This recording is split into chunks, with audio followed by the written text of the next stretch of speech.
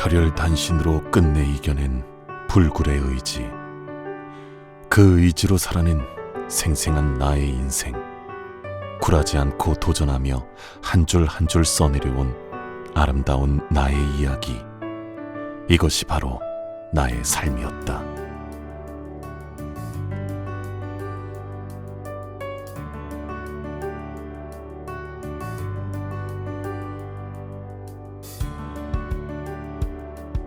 나는 1950년 6.25 전쟁이 한창일 때 음력 8월 21일 송포면 덕일이 358번지 앵굴 마을에서 막내 아들로 태어났다. 만 6살에 일산 국민학교에 입학하여 학교가 멀어서 2시간 이상 걸어 다녔지만 먼 것도 모른 채 동네 아이들과 마냥 해맑게 웃으며 다녔다. 5학년 여름방학, 피난 왔다가 잠시 새살았던 수년시 댁에서 과외 공부를 하며 공부의 재미를 알게 되었고, 그 후 6학년 때 재수하면서 느꼈던 창피함이 전환점이 되어 정신 차리고 열심히 공부하여 우등생 대열에 들어서게 되었다.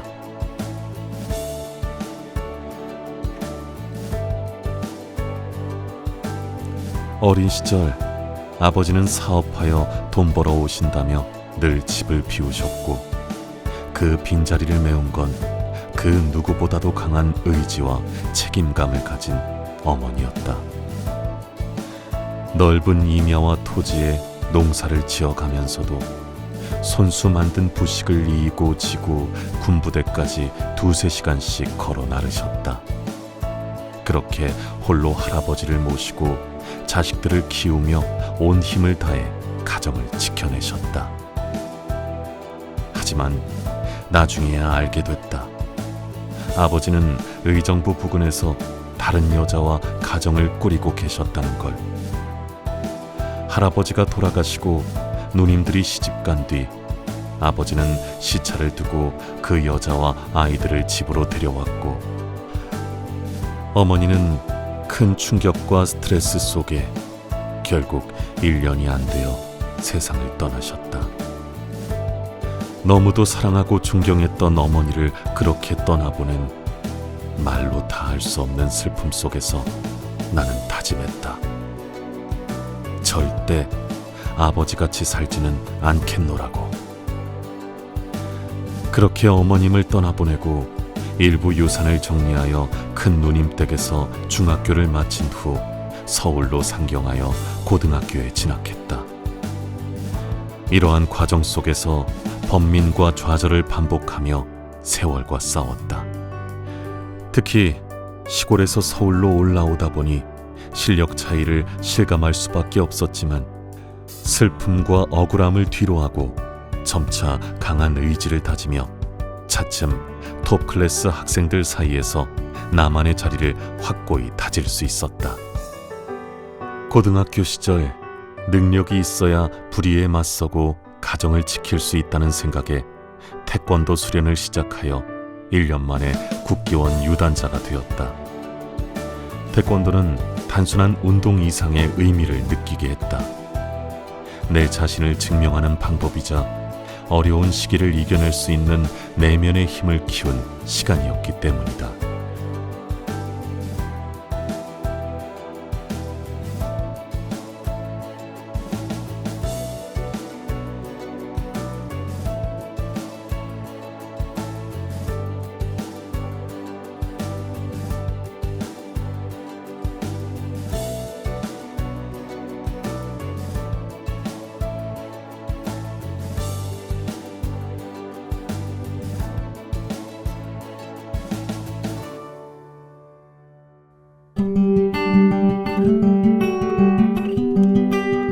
고등학교 2학년 때 경기공전 편입학 시험에 수석으로 합격했다. 대학생과 같은 교복을 입고 다닌다는 사실에 큰 자부심을 느끼기도 했다. 졸업을 앞두고는 입사가 어려운 두산그룹 공채에 합격하여 기쁨을 맛보기도 했다.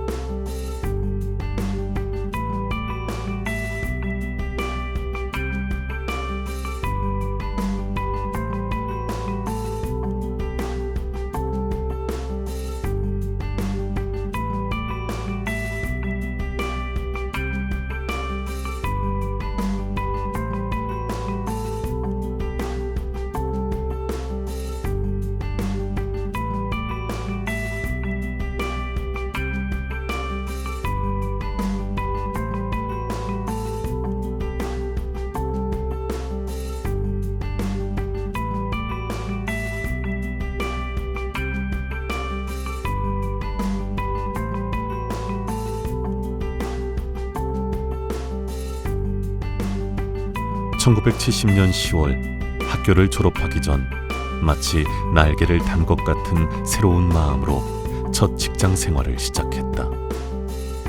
회사 오리엔테이션 때부터 큰 감명을 받으며 열정적으로 일하며 업무에 필요한 것을 노트에 철저히 작성했다. 오비 맥주에 취업한 후 한국 메가로 발령이 나게 되었다. 그곳에서 공장 전체 책임자로 현장 기계시설과 보일러실, 냉동실 기계 등 열심히 일하면서 자격증을 취득하기도 했다. 같이 취업했던 배승엽 군이 경희대에 편입하고 ROTC 훈련까지 받는다며 자랑을 늘어놨다. 전문대생 대접이 너무 엉망이라며 나에게도 편입을 강하게 권했다. 그 말에 마음이 움직였고 결국 경희대 편입에 합격했다. 하지만 군 입영 연기가 되지 않아 어쩔 수 없이 휴직과 휴학을 하고 입대하게 됐다.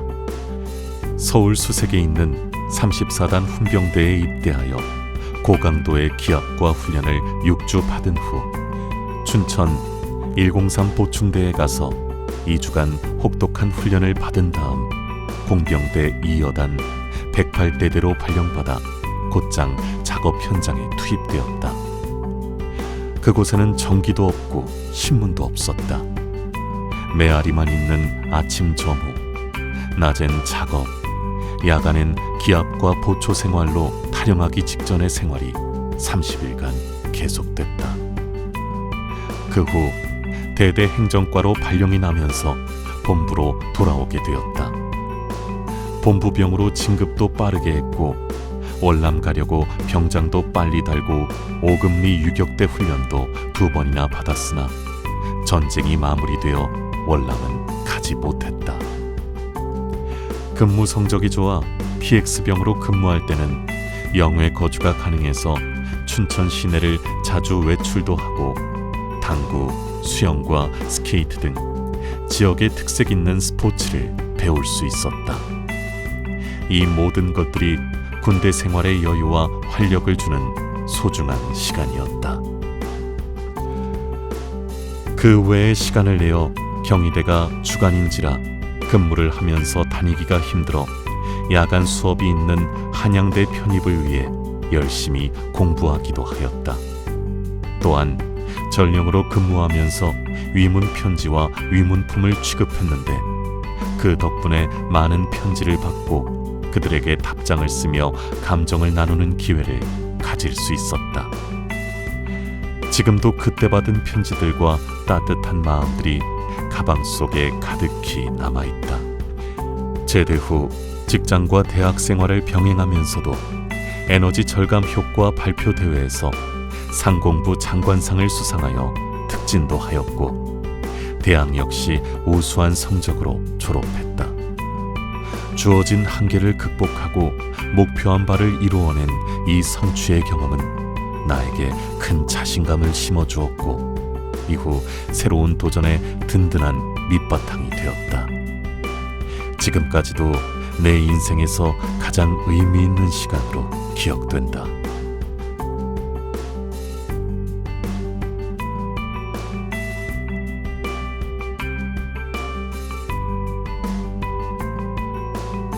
대학을 졸업한 후 삼성종합건설의 채용 공고를 보고 도전하여 합격했다. 그 무렵 오비에 사표를 냈으나 배반자 등 안 좋은 소리를 듣고 사표 수리가 안 되어 마음이 무거웠지만 도움 준 분들께 100번 사죄한 후 삼성으로 이직할 수 있었다. 삼성에서는 급여의 3배 이상을 노력하여 회사의 이익 100%, 자기개발 100%, 나의 보수 100%를 달성해야 한다는 말에 공감하여 그 누구보다 열심히 일에 매진하였다. 삼성에서 처음 맡은 현장은 중앙일보 증축, 삼성종합체육관 신축 공사였다. 이후에는 당시 최대 규모였던 TBC 여의도 스튜디오 신축 공사 현장에 기계직 책임자로 발령받아 신바람나게 근무했다. TBC 준공전인 1980년 3월에는 서울의 봄 시절로 김종필, 김영삼, 김대중 3김이 함께 참석하기도 하였다. 이 현장을 잘 마무리하고 득진과 이호봉 부상을 받기도 했다. 그 후 용인 삼성연수원 신축 공사 현장으로 발령받았다.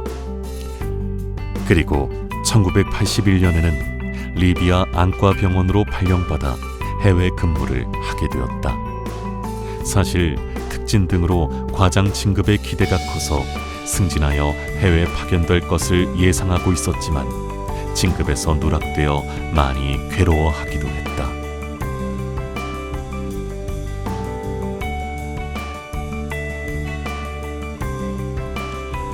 1981년 5월 리비아로 출발했다. 리비아는 기후와 근무 환경이 매우 열악했고 그 외에도 약속했던 과장 발령이 미뤄져서 힘든 시기였다. 몇 번이나 사표를 쓰고 싶은 마음이 들었지만 결국 12월에 진급 발령이 났다. 그때부터 본격적으로 활기찬 현장 생활이 시작되었고 유럽 출장이 잦아지면서 일에도 점차 재미를 느끼기 시작했다. 영어 공부도 꾸준히 했는데 외화 테이프, 정철 영어, 5분 영어를 통째 암기했다. 리비아에서는 유럽의 현장 감독과 일을 하면서 많은 것을 배울 수 있었다. 특히 철저한 프로 정신으로 일을 하는 모습에 자극이 되었으며 외국 감독님 밑에서 능력과 자질을 함양할 수 있어 개인적으로 성장과 발전에 큰 도움이 되었다. 그렇게 열심히 리비아에서 일하며 1983년 10월 가정의 축복 속에 귀국하게 되었다.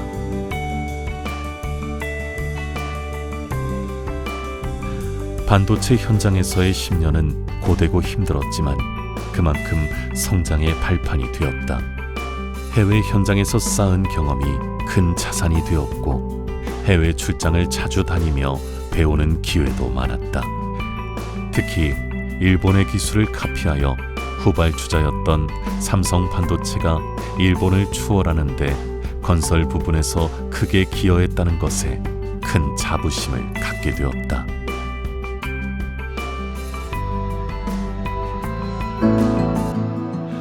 반도체에서 열심히 애쓴 결과로 1996년 임원 승진을 하게 되었다.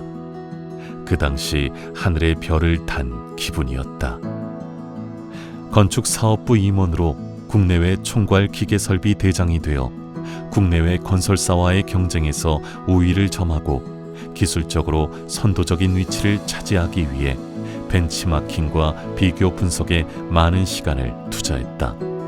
또한 해외 현장 지원과 출장도 자주 다녔고 중국, 말레이시아, 베트남, 멕시코, 미국 오스틴 반도체 현장에도 많은 지원을 했다.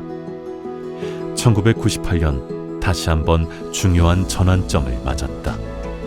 그간의 노력과 경험을 바탕으로 건축사업부에서 주택사업부 경영이사로 승진을 하게 되었다. 자격증을 취득하게 된 과정은 단순한 시험 준비 이상의 의미가 있었다. 공고, 공대, 대학원에서 배웠으나 회사에 취직한 뒤 현장에 투입되었을 때 많은 것이 부족하고 현장을 모른다는 사실을 뼈저리게 느꼈기 때문이다. 자격증을 취득하는 과정에서 중요한 것은 단순히 공부만 하는 것이 아니라 현장에 매치시켜 실무를 알고 시험에 적용하여 요령도 터득하는 것이었다. 틀린 답은 분명한 차이가 있기 때문에 이를 통해 문제를 풀어나가는 방식으로 점수를 잘 받을 수 있었던 것 같다. 가장 힘들었던 시험은 기계기술사 시험이었다. 당시 리비아 해외 출장 중에 1년에 한 번 주어지는 한 달간의 휴가를 기술사 시험 일정에 맞춰 한국에 들어왔다. 휴가 중에도 도서관을 다니며 설비 설계 핸드북을 통째로 암기할 정도로 열심히 공부하였지만 기술사 시험에는 번번이 불합격하였다. 하지만 포기하지 않고 일을 하면서 항상 철저히 준비하는 노력을 게을리 하지 않았다. 그렇게 준비하여 결국 7번째 도전에서 드디어 합격할 수 있었다. 그 성취감은 이루 말할 수 없었다. 이렇게 하여 기사 1급 10여 종목, 기능사, 공인중개사 및 기술사까지 17개의 자격증을 보유하여 삼성 기네스에 뽑히기도 하였다. 매번 시험에 도전하면서 느낀 것은 시험을 준비하는 과정이 단지 결과를 위한 여정이 아니라 실제로 얼마나 성장할 수 있는지에 대한 도전이었다는 것이다. 자격증을 취득한 후에도 계속해서 학습을 멈추지 않았고 현장에서의 경험을 통해 더욱 깊이 있는 지식을 얻게 되었다. 삼성에 재직하던 시절 한양대 대학원에 입학해 총학생회장을 맡게 됐다. 교수님들을 비롯해 총학생회장 모임과 한마음회 활동을 통해 넓고 깊은 인연을 쌓을 수 있었다. 그분들과는 지금도 20년 넘게 꾸준히 모임을 이어오고 있다. 서로의 시간을 함께 나누며 여전히 소중한 인연으로 남아있다. 이 모든 경험이 내게는 큰 자산이 되었고 폭넓은 인맥과 리더로서의 경험을 함께 얻을 수 있었다. 이러한 여정에는 지지해준 아내와 가족들의 응원이 있었기에 가능했다.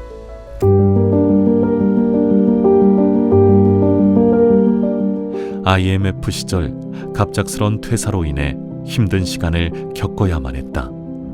퇴사는 전혀 예상하지 못한 일이었기에 충격이 컸다.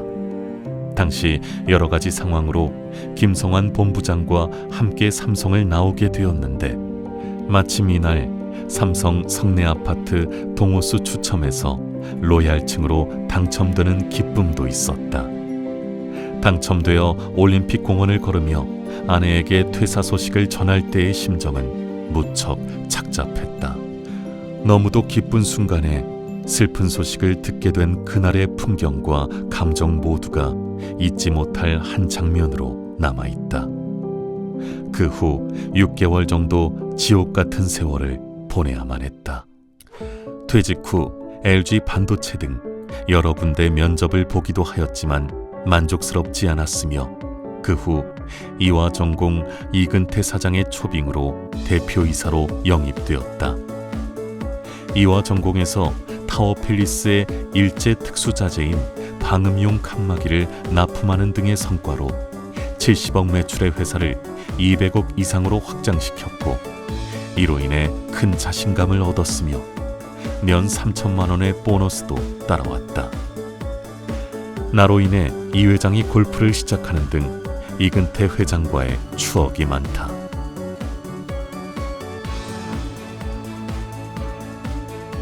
이화전공 이후 이혜정, 인광명 등과 설비업체를 신설하였다. 지금 생각해보면 신생회사는 고통이 많았던 것 같다. 처음 시작할 때 삼성 지원으로 현장 2~3개에서 차츰 수의계약 등으로 현장이 20여 개로 늘고 매출은 20억에서 200억이 넘었지만 스트레스가 심해서 회사에 가기가 싫을 정도였다. 사장으로서 모든 것을 혼자 감당해야 했고 더 이상 끌고 가다가는 큰 병이 날 것 같아서 김상현 의원 아들 김준호 사장에게 회사를 양도했다. 그 후 개인적으로 사람을 많이 고용하지 않고 안정적으로 수익을 낼 수 있는 사업이 무엇일까를 끊임없이 고민을 했다. 그러던 중 임대 수익이 가능한 물류센터 개발 사업은 가장 현실적이고 매력적인 사업으로 다가왔다. 그래서 2004년 회사를 매도한 후 서이천에 3,000평 규모의 물류센터 부지를 구입했다. 그리고 2005년 지택개발을 설립하였다. 지택개발을 설립할 당시 자금도 부족했고 여러 어려움이 많았지만 명확한 수익 구조와 리스크 관리가 가능하다는 점에서 지속 가능성을 확신할 수 있었기에 포기하지 않고 문제를 하나하나 해결하며 회사를 정립시킬 수 있었다. 그 후 물류센터를 운영하며 자연스럽게 옥상 공간의 활용 가능성에 주목하게 되었다. 그러던 어느 날 자이엔솔라 임원으로부터 옥상에 태양광 발전소를 설치하자는 제안을 받게 되었다. 월 1,500만 원 수익 예상으로 수익 대비 투자 효율이 뛰어나고 장기적으로 세제 혜택까지 가능한 제안이라 생각이 들어 KT, 신성 ENG 등 전문 업체의 의뢰에 비교 검토와 법적 허가, 구조 안전 등을 철저히 검토하여 진행하였다. 태양광 발전소 사업은 단순히 수익을 넘어 지속 가능한 에너지 활용, 그리고 지택 개발의 또 다른 성장 동력이 되었다. 물류센터와 태양광 발전소 사업과 함께 중기 임대업 사업까지 하게 되었다. 중기 임대업 사업은 운명처럼 찾아온 기회인 것 같았다. 사실 중기 임대 사업은 오래전부터 관심을 갖고 있었던 분야로 전공이 기계 분야였고 관련 자격증 및 실무적 기반도 갖춰왔기에 언젠가는 꼭 해보고 싶은 사업이었기 때문이다. 중기 임대 사업은 우연히 골프장에서 삼성건설 동기였던 양 대표를 만났는데 대형 중기 구입 후 함께 임대 사업을 하자는 제안으로 기쁜 마음으로 정밀 검토를 거쳐 시작하게 되었으며 평택의 삼성 반도체 공사 현장 등에 투입하여 좋은 성과를 이루어 왔다. 사람을 많이 고용하지 않으면서도 꾸준히 수익을 낼 수 있는 구조라는 사업 철학을 바탕으로 이윤만을 쫓기보다 효율과 지속 가능성을 설계하는 회사를 운영하는 것이 분신과도 같은 나의 지택 개발 사업이다.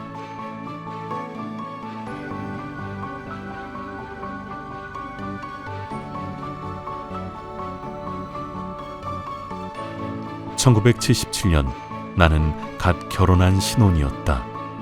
직장은 바빴고 집 살 돈은 충분치 못했다. 그래서 나는 누님과 반씩 투자하여 첫 집을 마련했다. 독산동 정운단지 2층짜리 신축 주택이었다.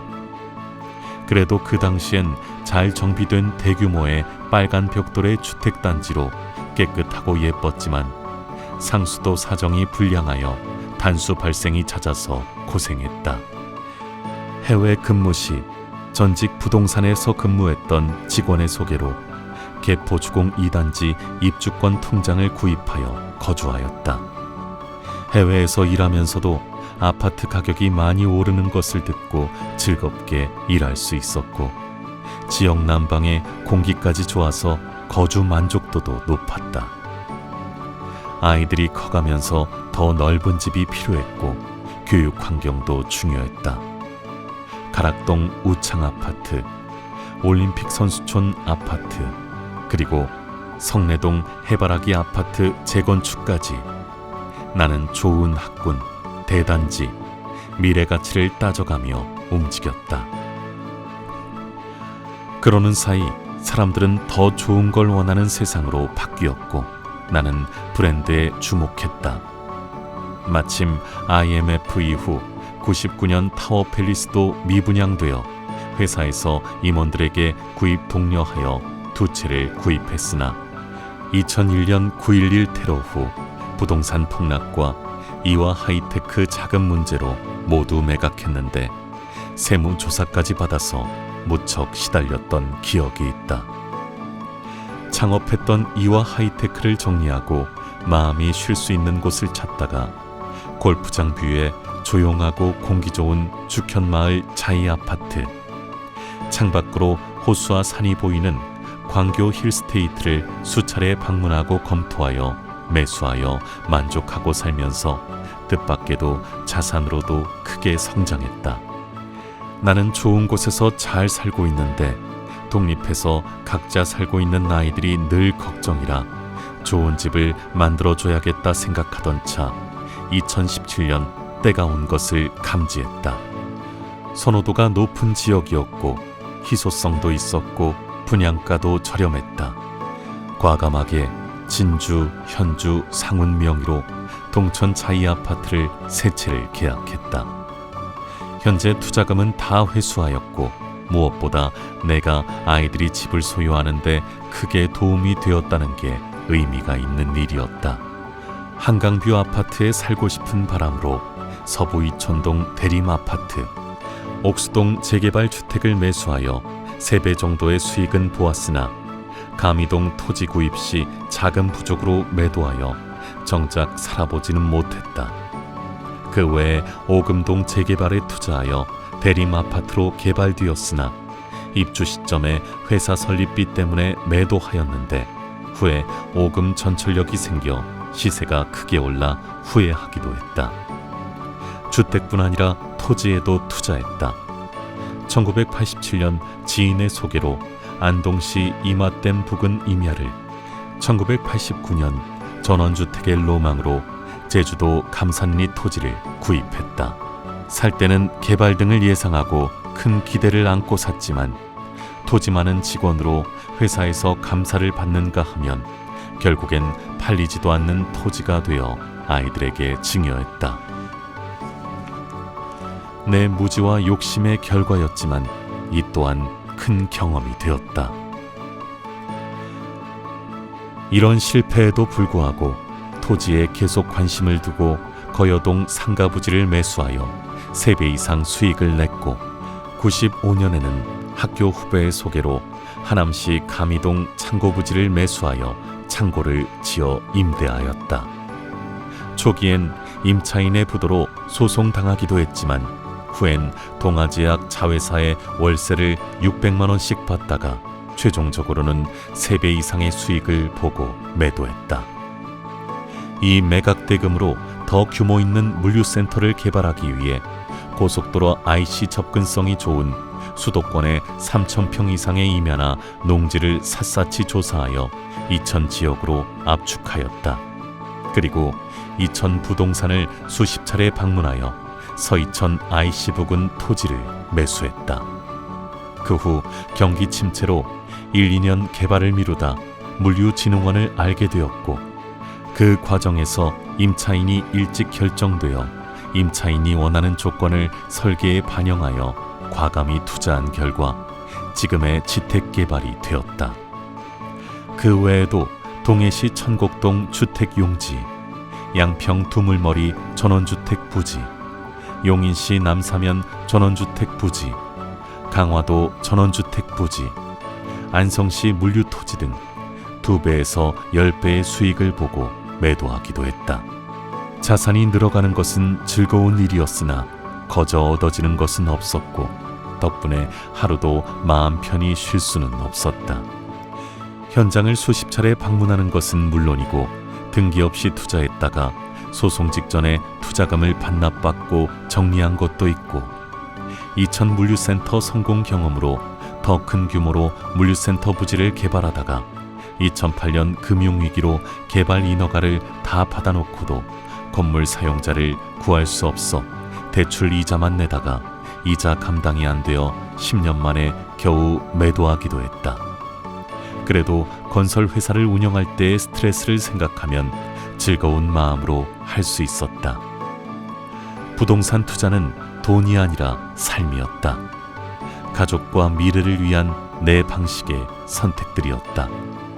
그리고 돌이켜보면 이 모든 여정은 경제적 자유를 향한 조용하지만 철저한 계획하에 수많은 시간과 노력을 투자하여 이뤄낸 내 삶의 역사였다.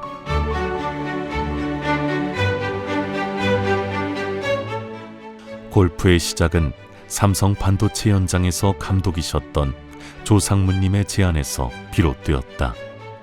매일 새벽 5시에 일어나 골프 연습장을 거쳐 업무를 시작하는 일상이 시작되었다.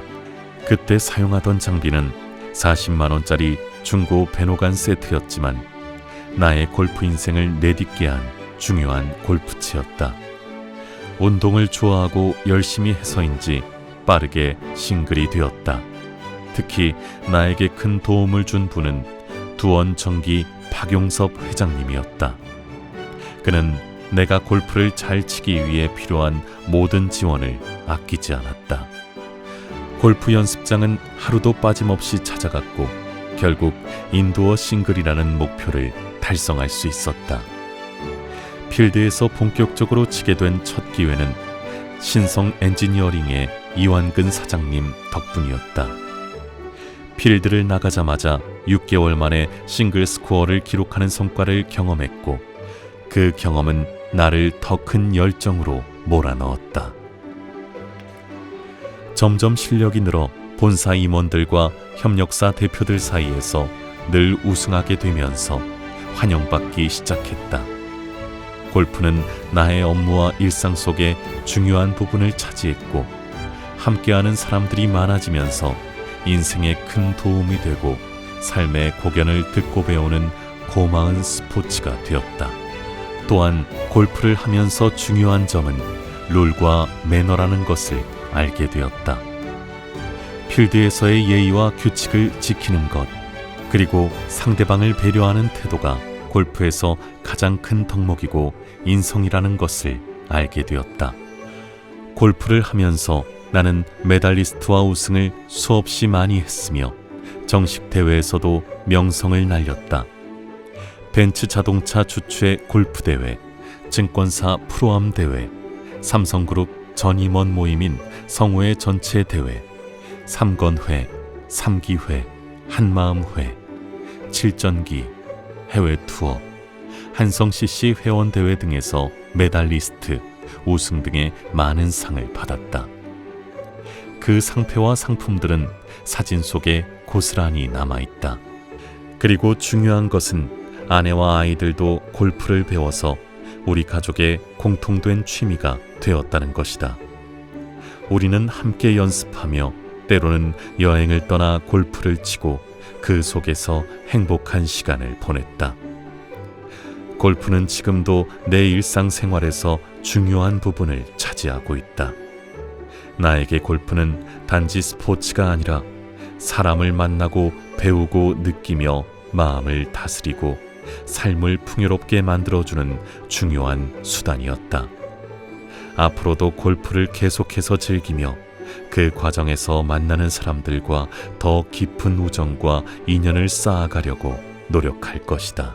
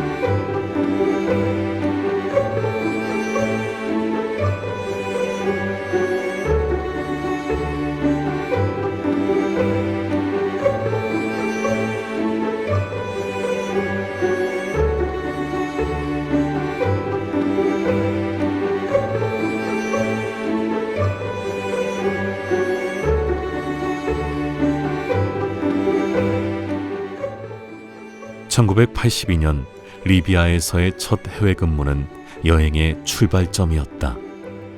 그때부터 단순한 관광이 아닌 일과 여행이 어우러진 새로운 세계에 발을 들여놓게 되었다. 처음 유럽에 발을 내딛었을 때의 감동은 아직도 생생할 만큼 큰 감동이었다. 출장 목적에 맞춰 빠르게 업무를 마친 후 시간을 내서 시내 반일 투어나 일일 투어를 통해 그 도시들의 긴 역사적 매력을 알아갔다. 매년 25일간의 귀국 휴가를 맞아 유럽과 일본을 거쳐 귀국하면서 파리와 로마 같은 유명한 관광지를 적극적으로 여행하며 세계사 속에서 배웠던 역사를 몸소 느꼈다. 귀국 후에는 가능한 시간을 내어 가족과 함께 세계 곳곳에 여행을 다녔다. 국내 휴가 때는 속초, 강릉, 제주도 등으로 장가게와 원가게 등 중국 내 유명한 명소는 모두 찾아다녔다. 아이들과 아내와 함께한 여행은 그 자체로 추억이었고 많은 여행은 우리 가족에게도 큰 의미를 주었다. 특히 내가 임원이 된 후에는 아내와 아이들만 15일간의 유럽 여행을 보내주었고 그 여행은 우리 가족의 특별한 여행으로 남겨지게 되었다. 여행에서 많이 기억에 남는 부분은 아내와 함께한 장기 해외 여행들이다. 15일간의 미서부 일주 투어, 15일간의 카나다 로키, 퀘벡에서의 단풍, 미 동부 투어, 15일간의 아프리카 투어, 스페인과 포르투갈 10일간의 여행, 이집트 크루즈 10일간의 여행, 아내 환갑 때 20일간의 중남미 여행 등은 가장 특별한 순간들로 소중한 시간이었다. 특히 발칸 반도와 발트 3국 각각 일주일씩 투어는 그곳의 독특한 역사와 풍경을 감상하며 진정한 여행의 의미를 되새길 수 있었다. 이 모든 여행이 나를 성장시켰고 내 인생의 소중한 자산이 되었다. 여행의 길은 단순히 관광이 아닌 매 순간마다 내가 살아가고 느끼고 배운 것들을 다시 돌아보는 여정이었다. 그것은 삶의 가치를 되새기게 해주는 중요한 경험이었다. 여행은 내게 말해줬다. 정신적 만족감과 힐링. 그것은 어떤 것과도 비교할 수 없는 나만의 특별한 행복이라는 걸. 많은 곳을 보고 느꼈지만 아직도 가보지 못한 곳이 많다는 걸 알고 있다. 앞으로도 기회가 닿는 대로 새로운 곳을 방문하고 그곳에서 또 다른 평안함과 낭만의 경험을 이어나갈 생각이다. 그리고 무엇보다 아내가 건강히 곁에 있어 함께 할 수 있기를 간절히 바란다.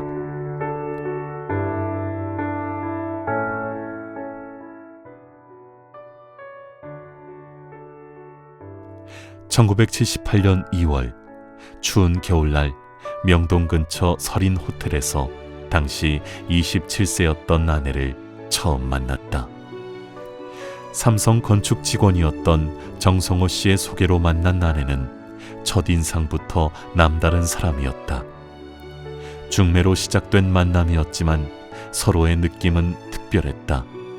서로에게 강하게 끌렸기에 긴 연애 기간 없이 1978년 10월 3일 종로 동원 예식장에서 결혼식을 올리게 되었다. 그 후 하나의 새로운 역사가 시작되었다.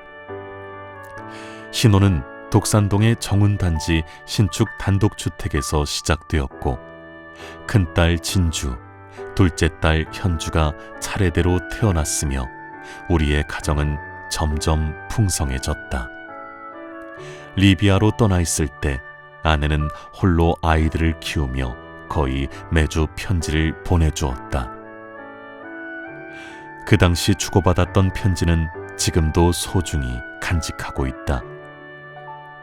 그 편지들을 읽을 때마다 아내와 나의 관계가 얼마나 깊었는지를 느낄 수 있었다. 이러한 아내의 헌신은 큰 힘이 되었고 그리움과 절절한 애정 표현의 기간이 되었으며 가족은 점점 더 단단해졌다. 1983년 2월 9일 해외 근무 중에 막내 아들 상훈이가 태어났다. 아들을 기다리고 있었기에 아내는 더 기뻐했다. 이렇게 3남매의 부모가 되었다.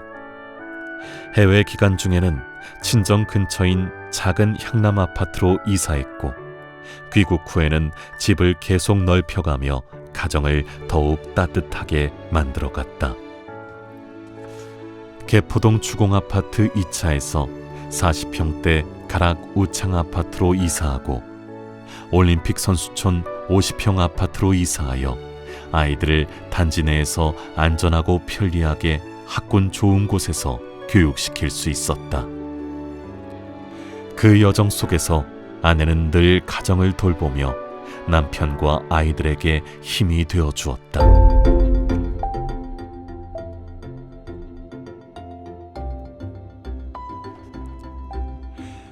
우리 집 가오는 몸도 튼튼, 마음도 튼튼. 그걸 실천하려고 매일 아침 온 가족이 함께 운동을 했다. 여행도 자주 다니며 건강하고 즐거운 가정을 만들어가고자 애썼다. 살림이 나아지면서 집도 점점 넓혀갔다. 쾌적한 환경, 아름다운 경관을 찾아 골프장 전망이 보이는 집이나 호수변에 살기도 했다. 그리고 지금 2025년 한성CC 7폴이 내려다 보이는 펜트하우스에서 평온하고 만족스러운 일상을 보내고 있다. 우리 가족은 늘 서로에 대한 응원과 지지를 아끼지 않았다. 특히 골프는 나와 아내가 함께한 또 하나의 취미였다. 우리는 해외 골프 여행도 자주 다녔으며 그때마다 특별하고 소중한 시간이었다. 아내도 골프를 좋아했으며 싱글패도 받았다. 아내와 함께 골프 여행하면서 추억이 되는 사진도 많이 찍었다.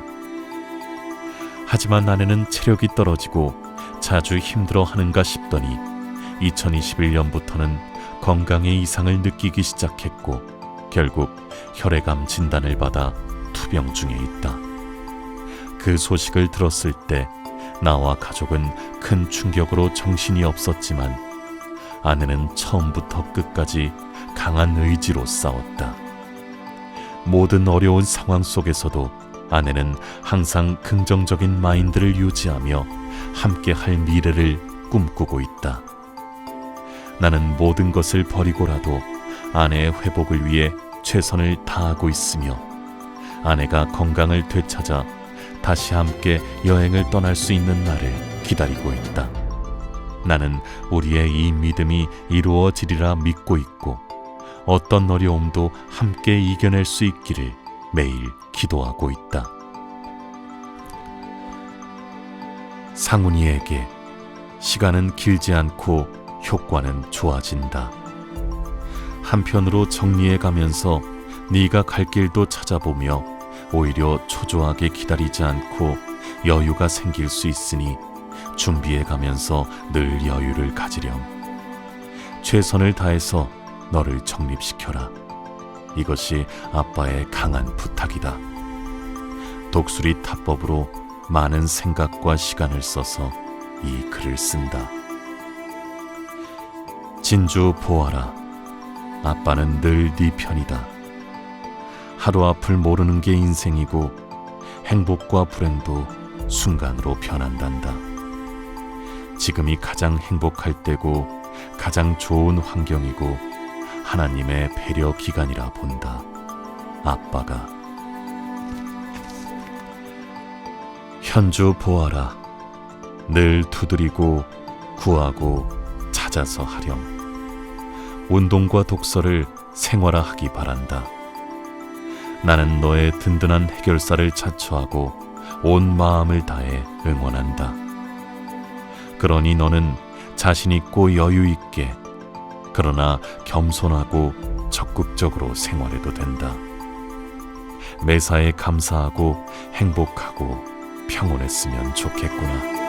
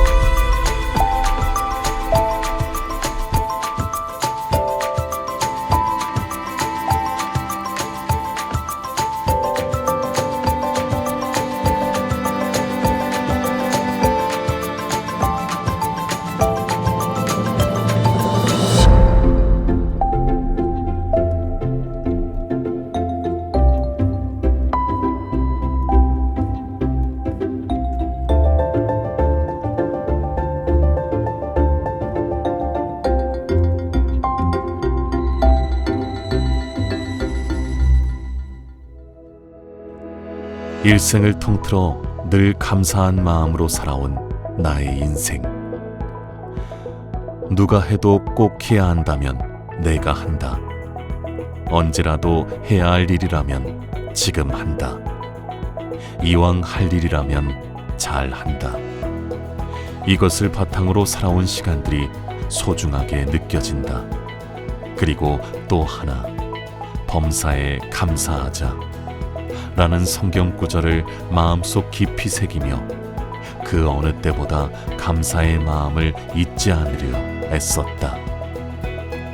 시골의 평범한 아이로 태어나 어머니의 사랑과 누님들의 따뜻한 보호 속에서 자랐으며 중학교, 고등학교, 전문학교, 대학교, 대학원까지 내가 걸어온 길에는 늘 든든한 친구들이 있었다. 사회에 나와서도 마찬가지였다. 직장에서 만난 상사, 동료, 후배들이 있었기에 소신껏 일을 할 수 있었고 그 덕분에 빠른 진급과 여러 차례의 수상도 받을 수 있었다. 매 순간 어려움 속에서도 불평보다는 뜨겁게 타오르는 긍정 에너지로 무한한 꿈을 꾸며 묵묵히 나만의 길을 걸어왔다. 삶을 포기하고 싶을 만큼 힘들고 고단했던 순간에도 나는 다시 꿈을 꾸고 도전을 이어가며 당당하게 살아왔다. 이제는 잠시 걸음을 멈추고 그동안의 발자취를 돌아보며 정리하는 시간. 이 모든 여정을 지나며 비로소 내가 해야 할 일을 다 했다는 깊은 울림이 찾아온다. 결코 혼자서 이 모든 것을 이뤄낸 것이 아니라 주변에 사람들이 있었기에 가능했다. 개인적으로 잘했다라기보다는 늘 여러 사람들의 도움들이 여기까지 이끌어준 것임을 깨닫는다. 이제 나이 80을 지나면 남은 삶은 덤이라 생각하려 한다. 그러기에 더 넓고 큰 마음으로 남은 시간 동안 받은 사랑과 도움에 대한 감사의 마음을 담아 사람들에게 조금이라도 보답하고 싶다.